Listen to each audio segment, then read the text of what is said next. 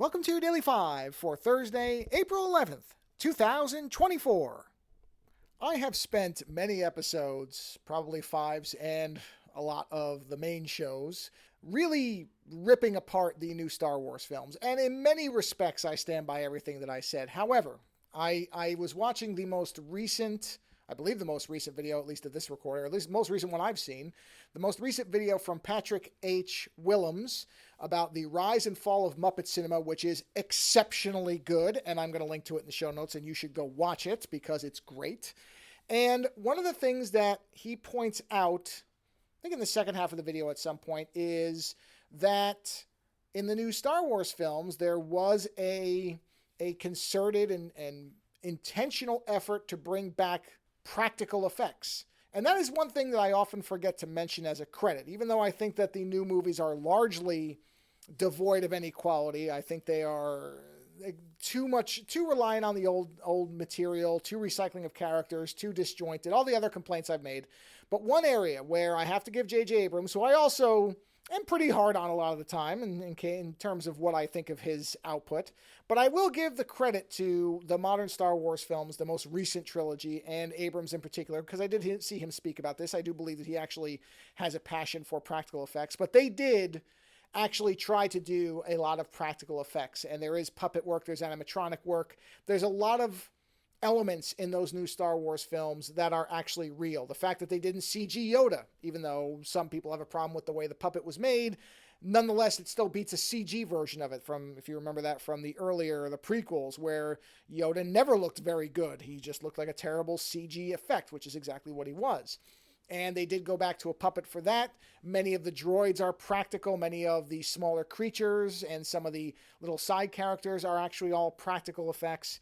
And so for all of my criticism of those new films, I often say, and I stand by it, you have to also give credit if you're going to give criticism. So I do have to credit the new movies for doing more to incorporate practical effects, because honestly, and some of my biggest complaints about the new trilogy do have to do with the way they employ CG and how it is inferior to the way that some of the practical models, especially in the spaceships, were used before. And you can tell when practical and CG are used because it is kind of the classic complaint of there is no weight, there is no actual physicality to it.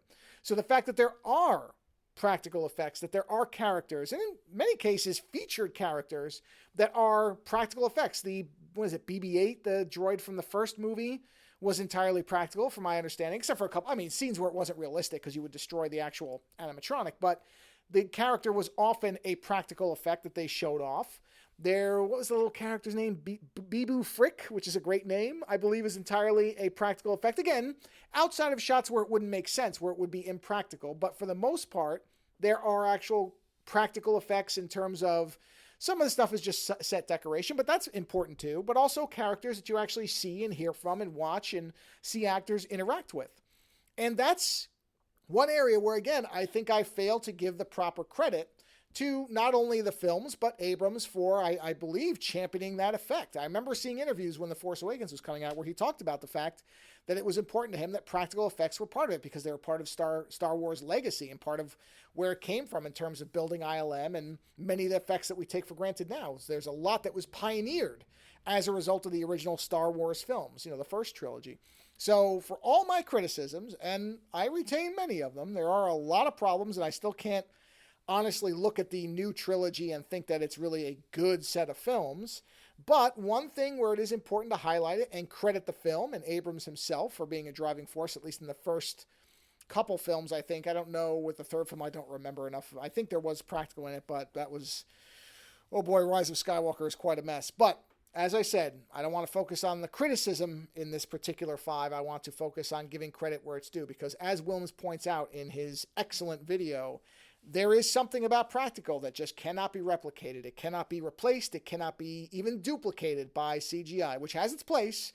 But when you look around and see that there is very little practical, there's now a bit of a resurgence, but some of that has to be credited, must be said, to Star Wars and the fact that this was a gigantic franchise that was embracing practical again, something that it used to rely on back in the original film days. So again, for all of my complaints and all of my criticisms, I want to give credit where it's due. So the new trilogy of Star Wars films did bring back practical, at least in some way. And for that, it should be rewarded with some praise. Later.